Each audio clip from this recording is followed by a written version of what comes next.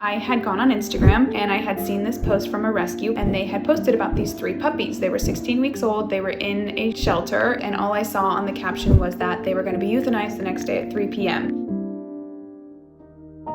My name is Kelsey McDonough. I'm 31 years old. I live in Orange County in Southern California, and here's a story about Nash. 2 years ago now, I was in the worst time of my entire life. I will say rock bottom. I was in a relationship for 10 years and I was engaged to someone, and everything kind of came crashing down in a very traumatic way. It was hard for me to get out of bed. I stopped eating.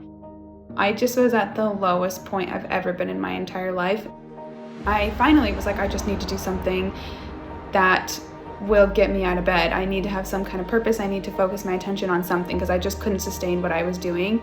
You can be my best friend, come on. So I had gone on Instagram and I had seen this post from a rescue, and they had posted about these 3 puppies. They were 16 weeks old, they were in a shelter, and they were extremely shut down, again 16 weeks old, and all I saw on the caption was that they were going to be euthanized the next day at 3 p.m., all 3 of them, because they said that the puppies were aggressive. I just felt the strongest pull to go get them. I knew that I had to go get them. So I did have work the next morning. I got to work at 11 a.m. I told my manager I will not be staying at work, that there's an emergency. And literally by 2 p.m. I had them here with me in my garage. Oh, hi. Okay, you're okay. They came to me in a huge blue kennel, just glued to the back of it. There was poop and pee all over it. They were filthy, skin and bones, and they were just shaking. It was one of the saddest days I've had, but at least that there was hope now. At least they were safe in my garage with me.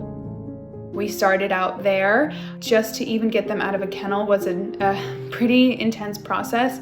I like to take things extremely slow, and I wanted them to know that they can trust me, so I didn't force anything. I just kind of let them come out whenever they were ready. Nash was at the very farthest back of the kennel, and just what I noticed about Nash is that his brothers were so protective of him. I noticed that from the very, very get-go. He was so much weaker than his brothers. All 3 of them were not in good shape, but he of the 3 was definitely the weakest. So he was the hardest to coax out of the kennel. And then from there, I was able to carry one by one into my house. But the second I brought them into my house, they just ran to my bathroom. So they were curled up behind my toilet in a dog pile, for lack of better words, but basically it was Nash at the very bottom. So I just let them stay there. I gave them food and water. They wanted nothing to do with it. They were just extremely traumatized. As a little bit of a backstory, they were found in a cage in the desert, in the middle of the desert. Somebody found them and brought them to the shelter, probably thinking that they were doing the right thing, which I understand, but it was a high kill shelter, as a lot of California shelters are. So they just didn't stand a chance at this shelter. They were labeled aggressive because they wouldn't let anyone touch them. Anyways, by the time they made it to me, they were in really awful shape, but eventually Noah and Novo slowly started to come out. I have videos of me out in my living room on the couch just waiting, and a trail of treats coming out, and they would get one treat and then run back to the bathroom, one treat, run back to the bathroom, and they took turns doing this. But still, all the while, Nash was just completely glued to the bathroom floor. So it had been about 48 hours and Nash had no food, no water in his system. He didn't go to the bathroom. He literally didn't leave the bathroom floor. So it was then that I called the rescue and I had them come over, and we had to give him an IV, push on his bladder to get him to go potty. So once he got the IV and I knew that he at least had some kind of energy in him, then we just took it slow. The boys and I just became a family. Honestly, it just completely brought me back to life having these 3 boys. I mean, for someone that couldn't get out of bed every night, I was now around the clock taking care of 3 puppies. That we were a team. It's like we had all met each other at our complete rock bottom, and we found our way to live.